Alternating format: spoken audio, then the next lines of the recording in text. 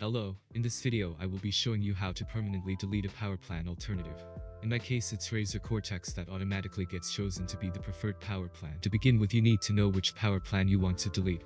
So just follow my steps to the power plan window where you will find all the plans that your PC have. First of all, open up Windows Search and type in power plan. After that, click the edit power plan alternative. Now click power options in the top. You need to know the power plan name, so remember, for example, in my case Razer Cortex, that is the one I want to remove. Next up, simply search for command prompt and click enter.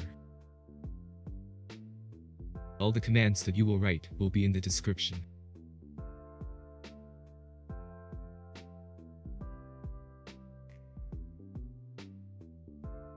From there on, look after the specific power plan name and copy the link on the line.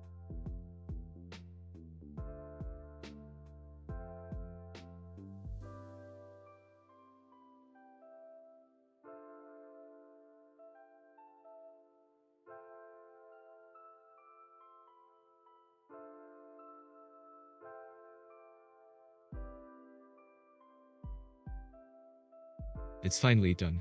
You now deleted the chosen power plan.